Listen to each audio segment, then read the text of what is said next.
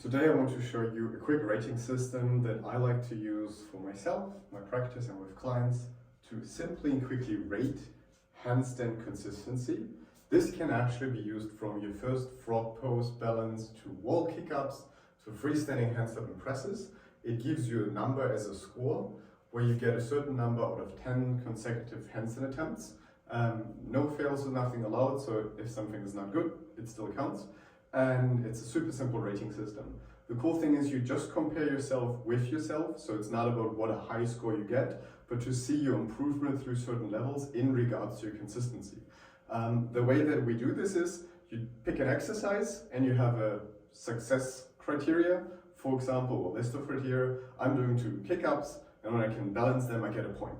And if I can feel like I get a line that for my current level feels good, I can either feel this right in the moment or rate this afterwards after watching the video.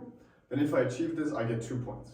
So with an example, if you do kick-ups against the wall, what you can do is you kick up there, and if you can get up there for like a second or something, you get a point. And if you get up with the gentlest wall touch or not using the wall, you get 2 points. You can do this with a frog pose, where you can get in and float for a second, you get a point. And if you have the perfect one where you can get in there and hold for a couple of seconds with perfect alignment or whatever, you get 2 points. So you can do it with any of the ones that you want, and then you do your 10 attempts. And maybe the first one is bad, 0, then 1, then a great 1, 2, 1. You add these out together and you get like a nice score.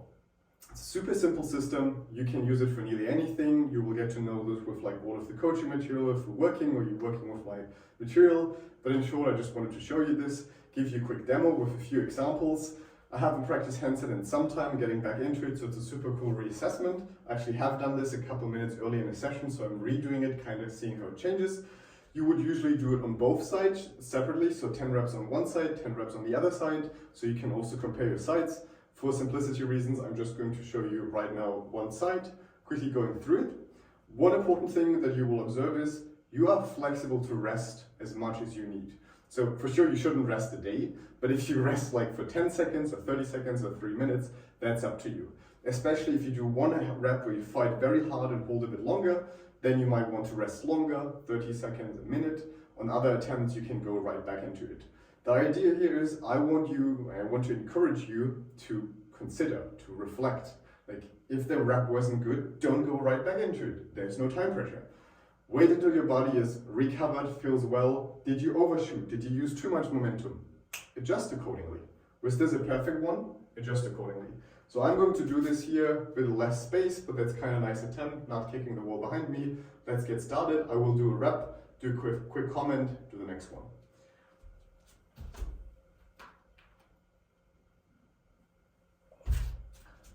That for me would be a 1, because you saw like I was slightly overshooting in the middle with a slight arch or something, didn't feel super perfect, that's a 1. I'm resting a bit because of the last attempt where I had to fight over the last second, it was a bit rough on the wrist. I'm going to do my second one.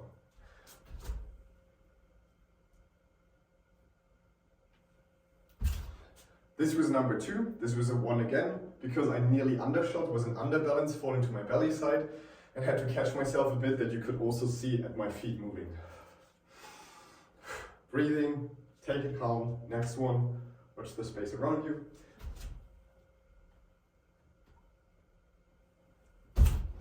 One again, rebalanced, not perfect, but not also awful. Another one, usually shaking off a bit. Because I'm doing it quicker here, I would usually take more rest time. Now I'm rushing this a bit to give you an example. And the cool thing is when we're working on handstands together, you will do this from the easiest beginner drill on the floor, frog stand and headstands, and then wall handstands to semi-freestanding, freestanding, progressive ones, and so on. It works for anything, just allows you to track your progress, that it will always fluctuate in a bit more consistent way. That was a 0, underbalance, didn't use enough momentum. Reflecting on this, and next one I will use more, but just a gentle bit more, so not overshooting, which is actually likely.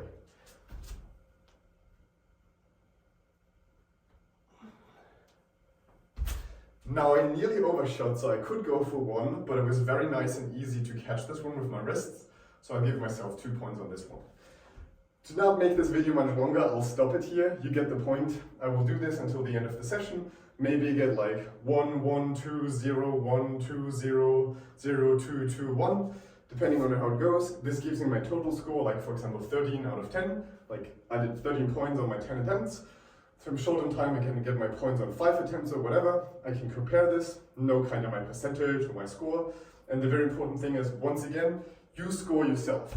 Like for me, I might kick up here and that might be a good handstand.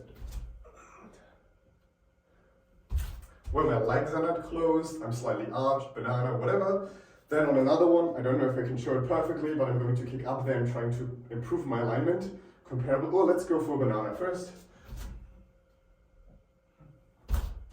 Maybe that's a one for someone else where it was caught, maybe they were not super happy, but it's good.